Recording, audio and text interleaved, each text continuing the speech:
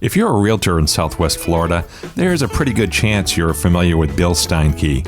Bill was president of the Royal Palm Coast Realtor Association in 2017 and will serve again in that capacity in 2022. We talked with Bill about his background, his career in real estate, local market conditions, and his vision for the next year. You can listen in on that conversation beginning right now. Welcome to the Royal Palmcast, the show about everything real estate with a personal touch. From the production studios of the Royal Palm Coast Realtor Association in Fort Myers, Florida, here's your host, Jim Sanville. Welcome to the Royal Palmcast. I am indeed your host, Jim Sanville. I'm here in the studios of the Royal Palm Coast Realtor Association in beautiful, sunny Fort Myers, Florida. With me, as usual, is Jerry Johnson. Hey, Jerry. Hey, Jim. Good morning. How are you? Let me check. Wow, pretty good. Oh, well, that's better good. than I deserve. But bright and sunny. Yeah, no, it's everything's bright and sunny in Fort Myers. Are you kidding me? This is a bright, sunny place, at least most of the time. Absolutely. We are the show, by the way, that talks about real estate. We talk about every aspect of it. We talk about things mainly that realtors would care about, but we also have an overlapping audience with homeowners, home buyers, home sellers. If you live in a home, you're going to hear something here that will be useful and hopefully a little bit entertaining for you. So we have a great guest in the studio today. He's a tough get because he's a popular guy in local real estate circles, but we got him. So we are very pleased about that. His name, and I will welcome him to the show right now, is Bill Steinke. Welcome, Bill. Hi, how are you, Jim? I'm doing great. Thank you. Very good. And Jerry, you're doing all right, too? I am. Thanks for asking. All right, cool. It's a pleasure to have you in. Hey, it's a pleasure to be here. One of the reasons I'm excited to have Bill in the studio is because he's got a sort of a long-term perspective on the real estate business from multiple angles, and he is our incoming president. Now, this is going to air just before the first of the year, so Bill will be installed as the president in a couple of weeks, but he will be president effective January 1st, right? That's correct. Of 2022. And Bill has actually been president before in 2017, right? Correct. All right, so this is not... So I get a do-over. Yeah, there's no mulligan necessary, I'm sure. Your first term was so successful, the people demanded you back, so here you are. Well, I'd like to think that's how it worked out, but I'm very happy, very honored that they'd have me come back a second time, and we got some great things to accomplish, and we're all looking forward to it. Absolutely. Great. Well, why don't we start off, Bill, with hearing a little bit about your background, where you're from, and how'd you happen to get into the real estate business? Sure. I was born in a little town outside of Buffalo, New York, as long as you don't hold that against me. The town of Tonawanda. Grew up as a young child there. Of course, big Buffalo Bills fan, and started my first jobs as a child there, and then due to my grandparents' health, moved to Florida in 1975, actually to the east coast of Florida, but had been coming down since 1961. My grandmother's sister lived first in Boca Raton, then Fort Lauderdale, so I got to experience Florida as a very young tyke, and we'd always come to the west coast of Florida before we went back up north. So I got a feel for this area from a very young age, and then when we moved down in 75 and I started going to college on the East Coast, ended up getting transferred over here, believe it or not, and right in Fort Myers on the corner of College Parkway and McGregor, there used to be a restaurant there called Woves Restaurants. Woves. And we had steak bites, and we were known for one of the first companies to ever have skin on the French fries, and we actually cut them and peeled them right there in front of the public as they would come into the restaurant, and that later on went on to become other things. So that was your restaurant? I ran it for the company, for Woves. Okay. They asked me to come and manage that restaurant, and I ended up going to Gainesville and the University of Florida, and we had restaurants there, and so I moved around with them for a while, but that was when I first came to Fort Myers professionally, was then for that reason, and then just found my way back here. It's a beautiful place to live, and given the opportunity to live anywhere I wanted to, came back here. And were you in the financial services industry? I was. I started out in restaurant and small business management, and then in the early 80s, I took to financial planning and financial advisory work, became a certified financial planner, worked for American Express Financial Advisors, was with them for 16 years, and ended up traveling around the country a little bit as a vice president for them. And my last destination was here. I came back here from a little town out near Portland, Oregon, where I'd been for 2 years running the Northwest for American Express. And this area of the country became available. My mom was still alive at the time, who actually kind of initiated my interest in real estate back when I was a small child. She was in real estate all of her life. So given the opportunity to come back, help take care of her in her later years, I took that opportunity in 1996, and then in 2000 they wanted me to move to Lincoln, Nebraska, and I said not no, but heck no, so it ended up that they gave me an early out package, and it afforded me the opportunity to just stay right here in town, where I've raised 4 children and got 9 grandchildren, and everyone still stays local except for my youngest son, who is in the Army and serving in Fort Jackson, South Carolina right now. Okay. So you've taken advantage of the recreational amenities in the area too, right? Yeah, I have. Not only taken advantage of them, but also made a business out of them. When I left American Express, my children were in college age and looking at careers, and they had always loved the water as I did, and we decided to take a plunge and open up a small business on Fort Myers Beach, and so we opened the Beach Club at Junkanoo's. For people that know the area, great place on the water, restaurant, a lot of activities on the beach, and so built and ran that business until 2008, and took the opportunity to sell that then, and with the thought of what do I want to do with the rest of my life now that I'm grown up, was to go back to those years where I watched my mom as an agent and a broker and a land developer, both up north and in the Carolinas and down here in Florida. And of course, in our area at that time, if you think back to 2008, 2010, it was rough shape here, real estate wise. And I'd been mentored by a number of people who said the best time to look at getting into any business is when it's in trouble, because it's got nowhere to go but up, and it certainly has. And so that's when my professional real estate career began here in Southwest Florida. Oh, that's great. Yeah, what a wonderful place it is to live. I can't imagine you'd ever want to leave. It's a whole lot nicer to live here 50 weeks a year and go snow skiing 2 weeks a year than it is to deal in the snow countries 50 weeks a year and come here for 2. So that's fortunate for us in the real estate business. Many people think that, and so they come down, they visit, they realize, hey, it'd be a whole lot nicer to stay there longer than a couple weeks for our vacation, and that's why they come looking for us to give them professional advice on where it'd be a great place to live to enjoy the lifestyle that they want. Gotcha. And you're with Myloff Aubuchon, is that correct? Myloff Aubuchon Realty Group and Aubuchon Homes. We have a multifaceted organization there with a number of subsidiary companies, and I run the sales and business development for Aubuchon Homes, and then act as a professional realtor within the guise of Myloff Aubuchon Realty Group. So you're out there showing houses and... It's I think extremely important to stay involved, stay active, know the areas, know what's happening in the areas. If you can keep your finger on the pulse of the business, you can be a much greater advantage to your customers. All right. Speaking of the pulse of the business, last couple of years have been interesting. I think you'd give me that. Oh, sure. Well, it's always interesting. Yeah, sure. Challenging, I think, probably is a better adjective. And I think what it's done is it's allowed realtors to rise to the occasion occasion.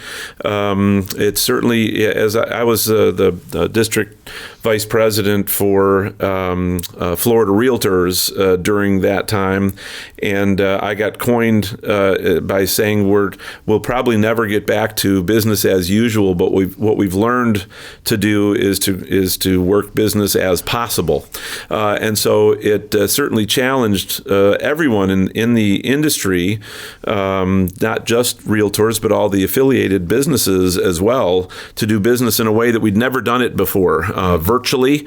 There was some legislation that was passed that allowed some things that required physical presence to now be able to be done virtually, and we were extremely blessed to have people in the decision-making positions within our state to allow real estate and all the ancillary businesses connected to it to be considered an essential business, which obviously, especially in Southwest, Southeast, and Central Florida, is the mainstay of what makes everything tick. Is the real estate business, and so fortunately, our realtors were able to continue to work through that period in time where there were other states in the union where they were not allowed to work. They shut down real estate business completely. Interesting. Well, not only has the profession evolved from over the last couple of years, tempered by the necessities of reality, but I'm guessing you found that the customers, what drives decisions to buy a house here has also evolved, right? Absolutely. It's I used to joke, but to some degree it's pretty serious. Until God decides to turn the sun off, people are always going to want to come here. So it's a great business to be in for longevity purposes.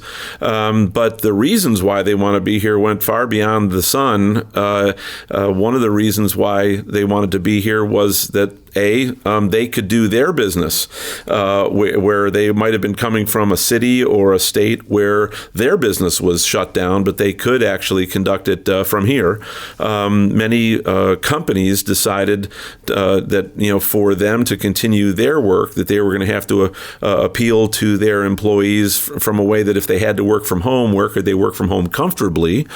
So many people came to us saying, "Hey, my boss has told me that I can either stay here in my one-bedroom flat in Brooklyn, or I can come down and sit on the beach and do business down on Fort Myers Beach. Can you help me get to Fort Myers Beach?" And absolutely, we can. So, so many of the reasons why they came changed due to the pandemic, and they still exist today, even though many of the restrictions have eased up.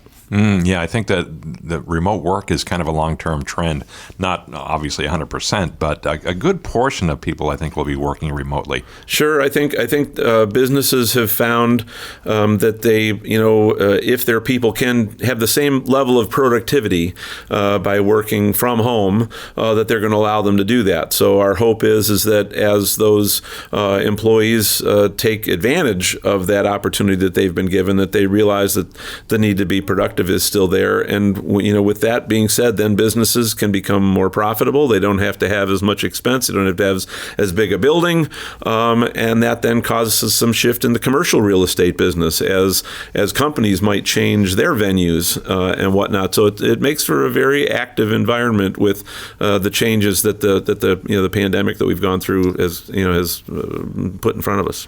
Yeah, we've had some of the commercial folks in here for the podcast, and I was kind of expecting them to tell me that business is not good, but it turns out it's very good for those folks. Absolutely. Not only does Florida have sun and recreation and whatnot, we also, unknown to many people, we're kind of a tax haven, and so with no state income tax, businesses, that obviously are looking out for their employees' net income, looking out for the owner's net income. If they operate their businesses here from Florida, and it turns out to be, Florida state-based income, they save themselves some pretty good money. So more and more businesses, we saw Hertz come to the area. Many other larger corporations are coming here, where it's not just the retirees coming here anymore, but it's the business owners and people that are bringing more jobs to the area, and it helps everyone. Mm-hmm. What's your take on the growth we've seen in the market over the last year or so? prices, of course, are up. Inventory's down. Where do you see that going? Well, yeah, you go back to Finance 101 from school, and supply and demand, drives much of any business. And so here, in Florida, we were on a relative trend of building new homes that kind of matched the influx of people into the area. We also, are kind of God's waiting room. People do come here to retire, and eventually they will have their ultimate retirement. And so that certainly brings vacant homes that are available as well. But so between the homes that become vacant and the homes that can be built by builders, there was a pretty good equilibrium there for quite a while. And then, with a huge influx of people that could now come to Florida, not to retire, but to continue to work, or to work when they couldn't work where they were, you couple that obviously then is an increase in demand. Supply then got somewhat restricted because the materials that builders would use to build a home were in short supply, not because of an over demand, but because they couldn't get built. Many of the manufacturing plants where materials would be made for the building process, they were under COVID protocol, where if someone on the assembly line tested positive, they'd have to shut the whole line down for 2 weeks. We've all seen in the news issues with transporting the goods, getting them to and from, people working on the docks to unload the freighters. So a lot of that has caused a restriction on the ability to have the materials that are necessary to build the homes. So most of the builders in our area are building homes for people that have already contracted for them to live in them. They're not adding to supply. And so we see this as more than likely at least a 2-year trend that the builders, with the labor force that's available and the materials that are available, will be inundated with building for people that have already contracted for the home, not building it as some would call a spec home, or having communities that are there that pick one. We just don't think we're going to be there for a couple years. And both Florida Realtors economists, as well as National Association of Realtor Economists and the International Builder Trade, they're all singing the same song. So my guess is it's probably true. Gotcha. All right, we're up against a very quick break here, so if you don't mind hanging out with us for a few more minutes, Bill, we'll be right back after this.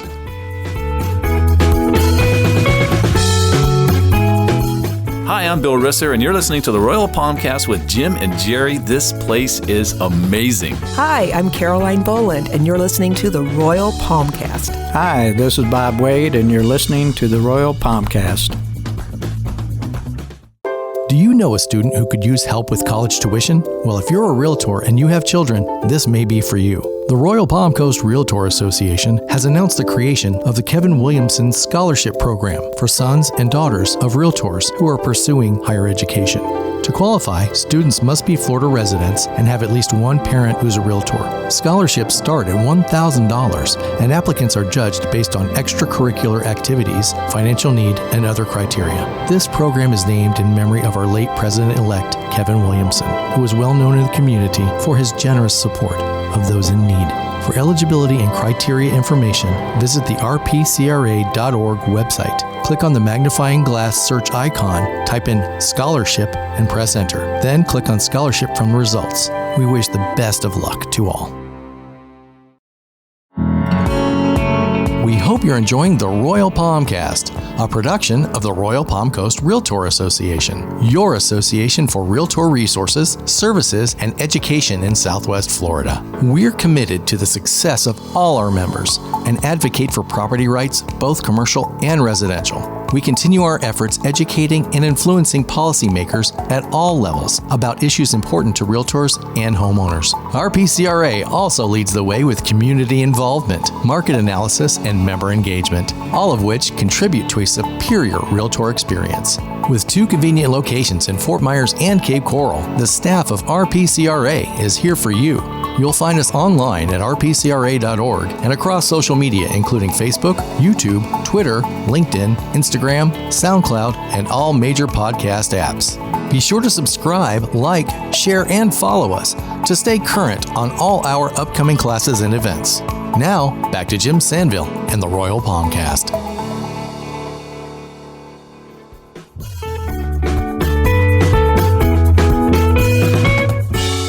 We are back on the Royal Palmcast. I'm Jim Sanville along with Jerry Johnson. Hello. And our guest. Our guest today is Bill Steinke. Bill is a well-known man in local real estate circles, having been president of this association, the Royal Palm Coast Realtor Association, during the year 2017. Yeah, 1917. That placed me a little older than I am now. Yeah, let me do some quick math on that. No, it doesn't add up. Must be 2017. So that's when you were president. And you're going to be president again next year. As we discussed before the break, challenging times of the last couple of years. So you're taking the helm at a time when things are good in that there's plenty of business, but there's plenty of challenges too. What's your vision for the association going forward?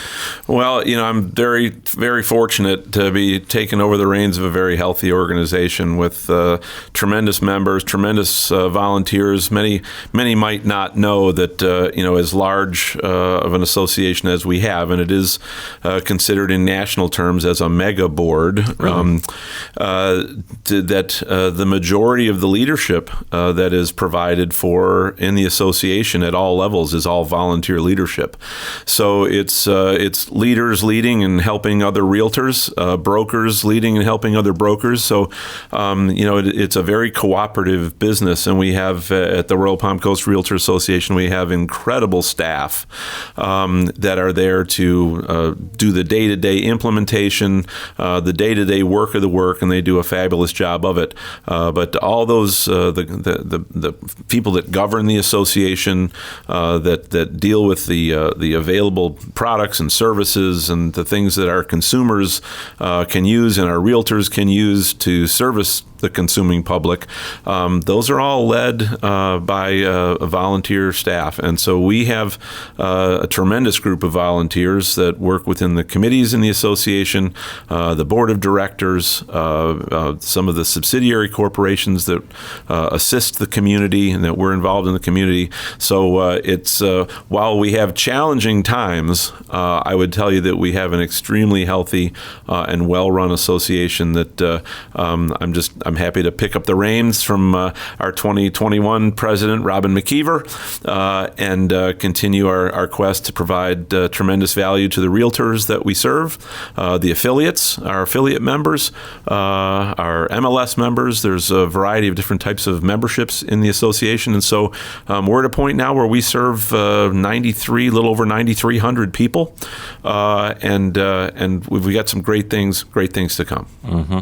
Now, I must confess, I was not aware that we were considered a mega board by NAR standards. Correct. What kind of qualifies you with that, and where do we fit in nationally? Depending upon a geography and the amount of real estate being done in an area, obviously you can only support so many professionals, so to speak. And so as associations get larger and larger and larger, they are considered at different levels by NAR. And so when we would go to conferences and whatnot, just like a small business, a small family business with 3 employees would probably not get a lot out of going to a business convention with the IBMs and the Fortune 50 companies. And so the same thing is true when an association goes to a state conference or a national conference. They try to group the boards together based on size. And so having 9,300 members, that qualifies us as a mega board. It increases the number of people that we would have on the board of directors at Florida Realtors, and as well as National Association of Realtors. So the smaller the association, they have fewer representatives at the table, so to speak. The larger associations have more, and then so the subsidy to support those people being in those learning environments and contributing environments changes based on the size of the association. Gotcha. Do you have any particular initiatives in mind that you'd like to move forward during your tenure? Well, and the timing couldn't have been better. Just yesterday, we had a meeting with all of those volunteer leaders that will be in some type of leadership capacity in 2022. And one of the most exciting that I'm really looking forward to is we've established a new committee with a great focus on being involved in the community. And so while certainly as an association we have had events and things that would attract the realtor population, if you will, we are now going to focus on being in the community and not necessarily bringing everything to the association, but taking the association out into the areas in which we live. So you'll see us.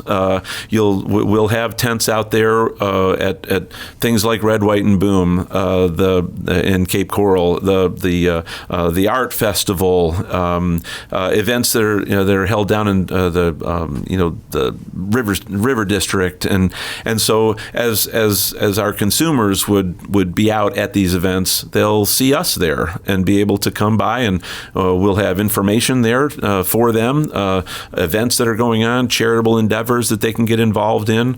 Many of the charitable endeavors that are already going on, we participate in, but not to the degree that we will now that we have our community involvement committee. So I'm really looking forward to that, and being able to be out there and actually commune with our customers, the visitors to our area, so that we can bring the wealth of knowledge that we really do have directly to them, that they don't have to seek us out, that we'll already be out there with them.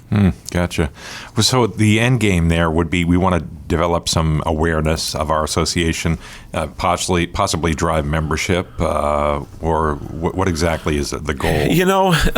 It's not so much driving membership as it is for the community to really experience the hearts. The realtor heart that is there.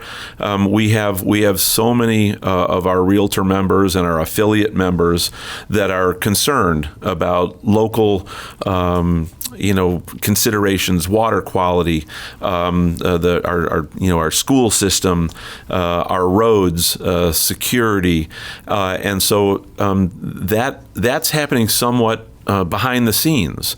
We want to be out there where it's seen, and there are awards that are given across the country, across the state, for those realtors that are highly participative in the community. And so we want to take it a step further and be there and really advocate for the community while we're there. Mm-hmm. And at the same time, give the community an opportunity to see what a realtor really does, who a realtor really is, and how they contribute to the area. My grandfather once said, if all you do is pick the apples, the tree will die. You have to fertilize the apple tree. And so in a way and in a metaphor, that's what we need to make sure that we do, that we're out in the community and fertilizing the apple tree for all of those businesses and all of the families that are supported by and represented by our realtor members and our affiliate members. Yeah, a lot of stakeholders out there, and realtors are really well known for giving back to their communities. I think sometimes, though, they do it quietly, so no one ever hears about it, but I know personally that people are out there doing things. Very, very, very much so. And almost to the point where, we like to acknowledge them. And so sometimes we have to dig to find out what they're doing. And then when we do, it's like, don't you dare make a spectacle of this. And, I appreciate the award, but I'll take it very quietly and I'll put it up on the wall in my office, but I don't want anybody to make a big deal of this. Yeah. So it's a challenge, but you're absolutely right. We have quite a few that are heavily involved with many of the major things that you might never even know about. Yeah, it strikes me that the kind of people we'd want to recognize are the kind of people who would not want to be recognized. Right. Absolutely right. Yeah. Lots and lots of examples of that. So let's see if we can get them out of the woodwork and hold them up as examples for as community leaders, which they are.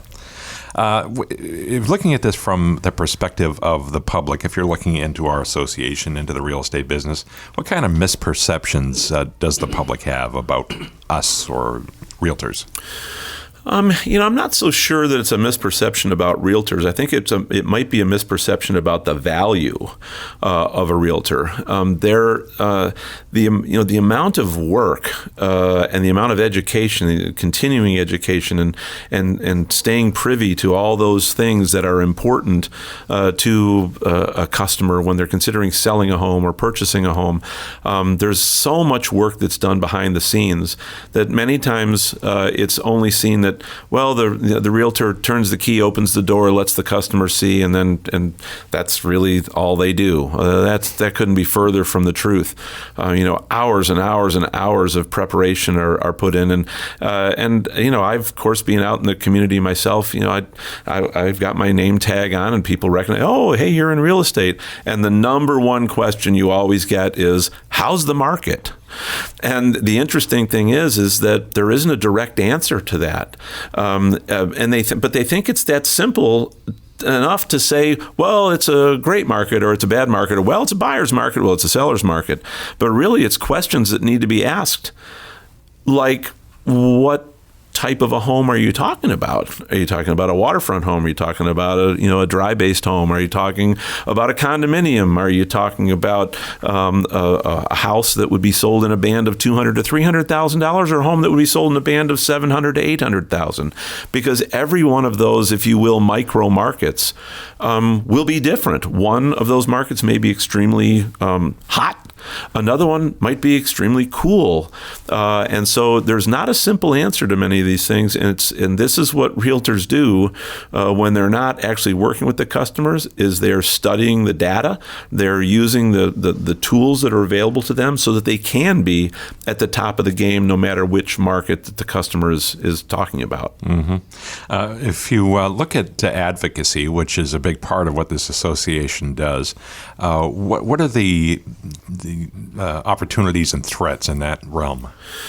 Well, everybody's always looking for, a better mousetrap, and certainly states have budgets. The states have revenues, states have expenses, and they see the amount of dollars that are transacted through the real estate world, if you will, and all the ancillary businesses. And so, some of the threats are legislatively based, as whether it's a local municipality or a state or federally, that they would look at changing a rule, changing a tax.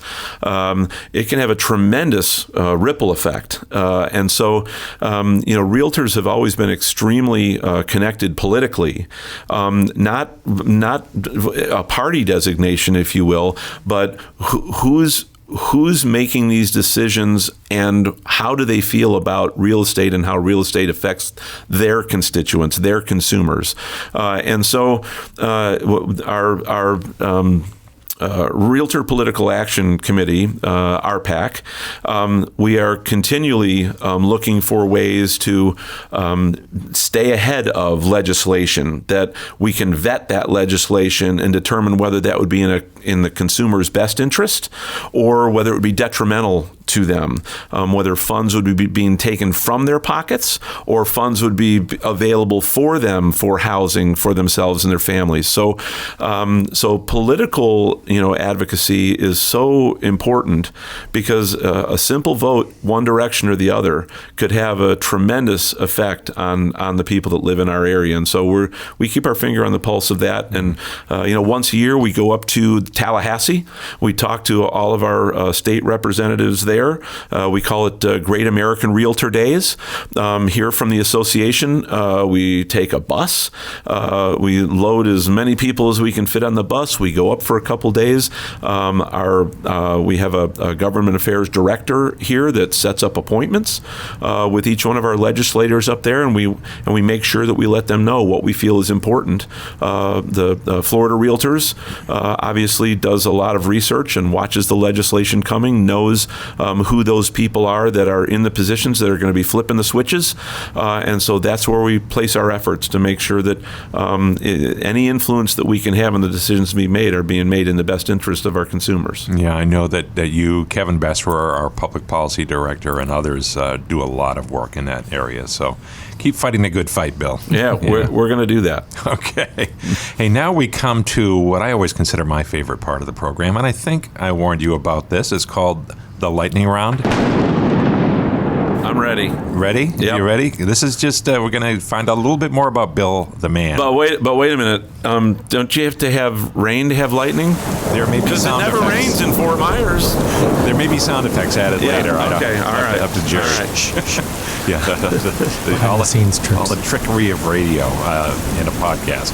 So, no, Jerry gets up very early on days when we have the lightning round. He really does. You can probably tell by the look on my face. 3 to I 3:30. Wiped out, yeah. Is it 3 to 3 or 3 a.m. 3 a.m. He drives out from his home in Cape Coral, beautiful waterfront mansion, drives to North Fort Myers, where we have the questions for today's lightning round. I see. On 3x5 official game show host index cards, so you know they're official. Okay. And we hide them in a super box at an undisclosed location there in North Fort Myers. Nice. Jerry retrieved them early this morning, and he's going to hand the questions to me now after he unlocks Yeah, the super got it. box. Okay. So here's the... He's not very good at that, so it may take a while. I think. Yes. He's not a licensed realtor, so he doesn't have a key to the There you go. lockbox. No, I have to break in. Not sure if he should be allowed access, but I won't Thanks, tell Tim. anyone, Jerry. Okay, I do have the lightning round questions here, and we're going to look for soundbite answers. Don't overthink it. Boom, boom, boom. We get to know Bill better. Okay. Where would you live if not in Florida? Germany. Germany. Good. A lot of Germans here. Popular answer. Pineapple with pizza, yes or no? No. What's the funniest movie you ever saw? 40-Year-Old Virgin. That was a good one. Mm-hmm. That was a good one. What's your dream car? Lamborghini Countach. So if I go out in the parking lot right now, is that what I'll see? You won't. No, there's some guy over there who's got one. It's only a dream. Okay, gotcha. Okay, what celebrity have you been told you resemble? Sammy Hagar. Sammy Hagar. Longer hair, maybe. I was wondering how are you going to answer that, and I can see it. Well, you know, if he had the Lamborghini, he wouldn't be able to drive 55. I get a little bit of Gary Busey, and I get a little bit of Nick Nolte. Okay, yeah, I can see all three, actually. All right, now tell me about some of your favorite things, Bill. Your favorite sport as a viewer. You're going to hate me, but soccer. Soccer? I played it in high school and college, and it's a 100% active game the entire game. Yeah, I learned all about soccer when I saw Ted Lasso on Apple TV Plus, but Yeah. that may not be the best education. In any event, what's your favorite sitcom? Well, you're going to hate me for that too because I don't watch much television. I'm not going to hate. There's no hate here. It's a hate-free Yeah. zone. All right, what's your favorite restaurant to take out-of-town clients to? Wow. We have so many here to choose from, but one that rises to the top for me is Misto's Grill in Cape Coral. Misto's Grill. We've heard that answer before, Yeah. so and I've never been there, so I'm going to be checking that out. Thanks for the tip. Do you have a secret spot for watching sunsets? Well, obviously, I'm a boater, so to be right there, just out of the mouth of the river and watching the sun go down over Sanville with the lighthouse breaking up the sun, great picture opportunity. Send me a postcard. Yeah, that's gorgeous. All right, I hold in my hands the last lightning round question. There it is. You get one bucket list item, Bill. What is it? Dive the Great Barrier Reef. Great Barrier Reef. You better hurry. I heard it's disappearing, right? Yeah. That's so sad. But, Well, I'll dive the Lesser Barrier Reef. It'll still be fabulous. Lesser is more. be quite I always say. So that works out well. Hey, before we wrap up, thanks for playing along with our lightning round, by the way. And I have one last question before we wrap up the interview. How's the market? Well, tell me a little bit about the price band you're talking about, Jim. I'm kidding. I know. It's not that easy. It's complicated. How can people get in touch with you, Bill, if they want to make contact? Well, they can certainly contact me through my LF Abishan Realty Group or Abishan Homes, and I'm more than happy to give people my cell number, 239-872-7244. Awesome. Thank you so much. And if you want to get in touch with us here at the Royal Palmcast, you can do so by sending an email to shows@rpcra.org. I want to thank Jerry Johnson for doing a great job today. No, thanks, Jim. You did awesome as well, as usual. Thank you. The lightning round is a challenging thing on those days, so I really appreciate you getting up so early. And I want to thank Beata Jones and the entire staff and the board at the Royal Palm Coast Realtor Association for all of their support. They are a wonderful group of people. It's a pleasure to be with them every day. Again, my name is Jim Sanville, your host, and I want to thank you for listening. We'll look forward to talking with you again next time. Thanks for listening to the Royal Palmcast. Be sure to listen again every week on your favorite podcast app and visit the Royal Palm Coast Realtor Association website at rpcra.org and our social media pages, including Facebook and our YouTube channel. Check out all of our RPCRA platforms and make sure to subscribe and share. For information about this show or other RPCRA productions, we'd love to hear from you. Email us at shows@rpcra.org. This has been a production of the Royal Palm Coast Realtor Association.